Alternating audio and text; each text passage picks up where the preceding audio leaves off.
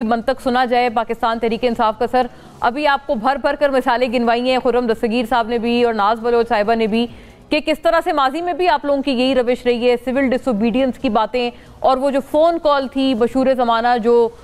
Timur جھگڑا صاحب تھے جس میں اور سمسام بخاری تھے آئی تھنک اور شوکت ترین یس the three of them تو محسن لغاری بلکہ یس مائی بیڈ محسن لغاری تو یہ تین حضرات کی فون کال بھی ہم سب کے سامنے اب کس کس کو ڈینائی کریں گے سر؟ نہیں میں دیکھیے نا جو بات سچی ہوگی اس کو ڈینائی نہیں کروں گا لیکن جو فیبریکیٹڈ ہے جس کی ابھی تصدیق نہیں ہوئی اس کو ڈینائی کروں گا. ابھی جو بات انہوں نے کی ہے یہ جو آڈیو ریکارڈنگ کی اس کی فرینزک رپورٹ آئی ابھی تک نہیں آئی اس لیے اس کو میں ڈینائی کروں گا. اس لیے یہ تو بے تحاشا تیار کی ہوئی ہیں کیوں نہیں آئی رپورٹ اس کی. اسی طرح سے جو یہ بات جو میں نے آپ کے سامنے جو بات کی تھی وہ اتنی بڑی آپ کو پتا کہ امریکہ کا one of the most rigid constitution ہے امریکن کانسٹیٹیوشن ورلڈ میں اور اس کے اندر پریسل امینڈمنٹ جو ہے کانسٹیٹیوشن امینڈمنٹ آئی تھی یہ پیپل پارٹی کی اس ڈسکلوجر کے اوپر کہ کیونکہ اب یہ انہوں نے ڈسکلوز کر دیا ہے نیوکلیر پاور کی یہ ایبلٹی حاصل کر رہے ہیں اور یہ لہذا ان کی ہم ناز صاحبہ کہہ رہی ہیں کہ کتابی باتیں ہیں جو ساری وہ اتنا بڑا نقصان تھا. وہ کہتی ہیں کہ کتابی باتیں یہ کتابی نہیں ہے جی یہ کتابی نہیں ہے بھائی یہ کتابی تو نہیں ہے یہ کتابی تو نہیں ہے. لفٹ کرانے کون گیا تھا یو ایس اے یہ پوچھیں سینکشنز کو لفٹ کرانے بے نظیر بھٹو اور ذوالفقار علی بھٹو نے کوئی کردار ادا نہیں کیا. لفٹ چھوڑے آپ میری بات سنیے نا دیکھیں بات سنیے بھٹو صاحب کو ہم اس بات پہ سلوٹ کرتے ہیں کہ نیوکلیر پروگرام پاکستان میں انہوں نے انیشیٹ کروایا تھا وہ بہت بڑی اس کو ہر پاکستانی اپریشیٹ کرتا ہے ان کی لیڈرشپ کو ایکسیپٹ کرتے ہیں کہ بڑی ان کا دلیرانہ ایکٹ تھا لیکن جہاں پہ غلطی ہوئی ہے اس کو ایکسیپٹ نہیں کریں اس کو بھی کریں آپ ایکسیپٹ اور اس کے بعد وہ وقت گزر گیا جس وقت امینڈمنٹ لگ گئی امینڈمنٹ لگوائی بھی خود انہوں نے اور اس کو پھر وہ ریلیز کرانے کے لیے لفٹ کرانے کے لیے بھی اگر گئیں تو وہ لفٹ نہیں ہو سکی. یہ ساری جو ہیں یہ تاریخ کی وہ حقیقتیں ہیں جن کو ڈینائی نہیں کیا جا سکتا. اسی طرح اب یہ دستگیر صاحب نے تو آدھی باتیں کی ان کی کوئی تصدیق ہی کوئی نہیں ہے. کیوں اس طرح بات نہیں ہے. کوشچن تو بات یہ ہے میں آپ کو ایک بات میں آپ کو بس سنیے میں یہ کہتا ہوں دیکھیے اگر عمران خان وہاں یہاں کے یہ بتاتے ہیں کہ پاکستان میں الیکشن ریگڈ ہوئے ہیں تو کیا وہ جھوٹ بولیں کیا کہیں کہ نہیں جی پاکستان میں بڑے اچھے الیکشن ہوئے ہیں آپ ہمیں پیسے دیں سب کچھ دیں یہاں تو الیکشن ٹھیک ہوئے ہیں جو حقیقت ہے جو ہمارے بیان کے مطابق سر الاؤمی میں وہ بیان کر خرم صاحب تو خود آئی تھنک یہ بات کر رہے ہیں کہ ان کے حلقے میں الیکشن ریگ ہوا وہ تو خود مطلب ایک شکایت کنندہ ہے ایک طرح سے اس معاملے میں لیکن دوسری بات یہ کہ وہ کہہ رہے ہیں کہ ہم جو یہاں فورم ہے اس کے اوپر جائیں آپ بین الاقوامی ایک سطح پر جا کر ملک کی ساکھ مجروح کر رہے ہیں وہاں تماشا بنا رہے ہیں. سوال یہ ہے یہ بات نہیں ہے وہ دیکھیں ہمارے پاس نہیں سنیے بات نہیں ایسے بات نہیں بات یہ تھی کہ جب جب نیگوسیشن ہو رہی تھیں اور ان کا یہاں پہ ڈیلیگیشن آیا ہوا تھا وہ ڈیلیگیشن جو ہے وہ آ کے زمان پارک میں عمران خان کو اسپیشلی مل کے گیا تھا اور الیکشن کے متعلق ہی اور آئندہ کی سچویشن کے متعلق ہی پولیٹیکل گورنمنٹ کی بات ہوئی تھی. یہ اس ریفرنس سے انہوں نے لکھ کے بھیجا ہے they had asked him کہ آپ ہمیں اس کو سیٹسفائی کریں گے اور آپ نے سر آپ تصدیق کر رہے ہیں کہ لکھ دیا ہے کیونکہ علی ظفر صاحب کہہ رہے ہیں کہ ابھی لکھا نہیں ہے آپ تصدیق کر رہے ہیں کہ خط لکھا جا چکا ہے سر؟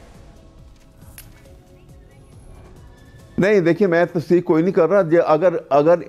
عمران خان نے اگر یہ کہا ہے تو پھر لکھوا دیا ہوگا. دیکھیں میں نے انہوں نے تو کہی ہے یہ بات غیر رسمی گفتگو لیکن کل جو بات ہوئی تھی تو کل تو صرف کل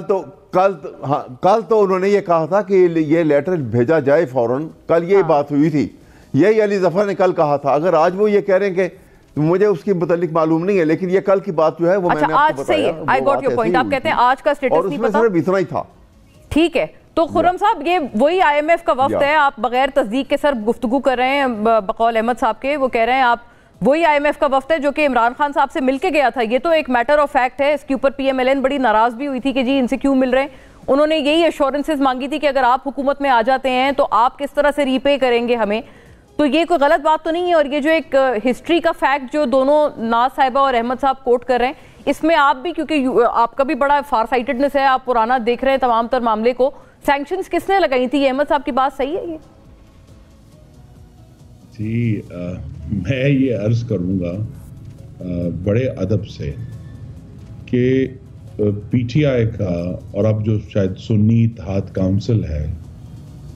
ان کا جو ریکارڈ ہے پاکستان کے اندرونی سیاسی معاملات میں بیرونی اداروں کو، اب اس کی بات کریں نا، ایک سینکشن کس نے لگائی تھی؟ پریسل امینڈمنٹ کس نے لگائی تھی؟ اس کی بات کریں نا، اس کا جواب دیں۔ جی پہلی بات یہ کہ اویس صاحب نے درست، چونکہ میں اس بحث میں نہیں، امریکہ کا کانسٹیٹیوشن پریسلر امینڈمنٹ کے لیے امینڈ نہیں ہوا تھا۔ امریکہ کا کانسٹیٹیوشن امینڈ کرنا آسان نہیں ہے، تو لہذا کانسٹیٹیوشن ان کا ایک قانون امینڈ ہوا تھا کے تحت یہ آئی ہوئی تھی، تو لہذا یہ بہت ساری باتیں اگر ہم ڈیٹیل میں جائیں گے تو یہ درست ثابت نہیں ہوں گی۔ مجھے صرف یہ کہنا ہے کہ میں پھر دہراتا ہوں، انہوں نے دھرنے کے دوران، یہ پبلک ریکارڈ ہے، اس میں مجھے کوئی آپ ویریفائی ہو سکتا ہے، دھرنے کے دوران سٹیج پر کھڑے ہوئے آئی ایم ایف کو دھمکیاں دیں، اس کے بعد مستقل طور پہ جب ان کی اپنی حکومت آئی پھر آئی ایم ایف سے ایک بدترین سودا کیا۔ تین باتیں، ایک تو اس کے اندر پہلی دفعہ منی لانڈرنگ لے کر آئی گئی، یہ میں اپریل 2019 کے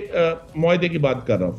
اس کے بعد سی پیک کے تمام تفصیلات جو پاکستان کا ایک راز تھا چائنا کے ساتھ، اس کو امریکہ کے ساتھ شیئر کیا،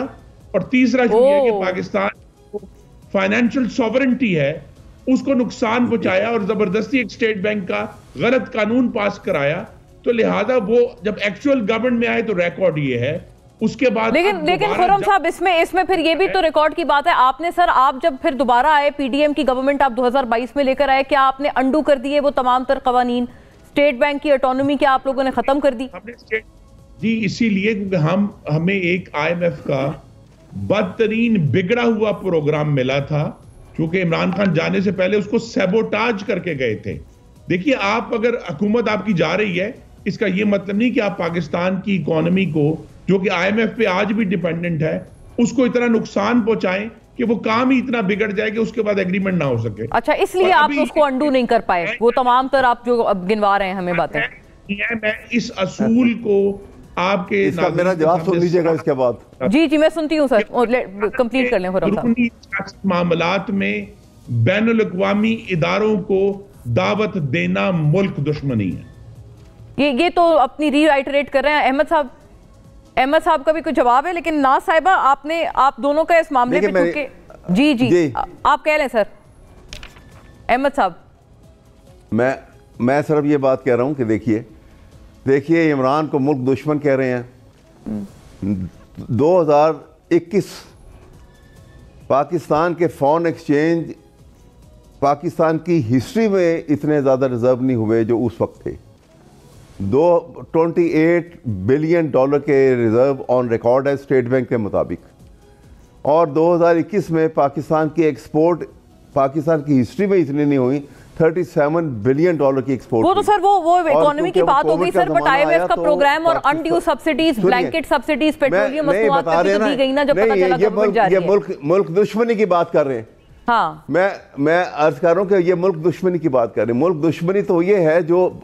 16 مہینے میں پی ڈی ایم کی حکومت دیکھی ہے پاکستان کے عوام کے ساتھ، اکانومی کو جس بری طرح سے تباہ کیا۔ اور اچھا یہ اس معاملے پہ ناز صاحبہ کا ویو بھی بڑا ضروری ہے، ویسے بھی یہ ملک دشمنی پاکستان کے اوپر جو ہے وہ اپنی مرضی اس طرح ثابت کریں کہ جی آپ کی تو سیاست ٹھیک نہیں ہے، آپ کی جمہوریت ٹھیک نہیں ہے۔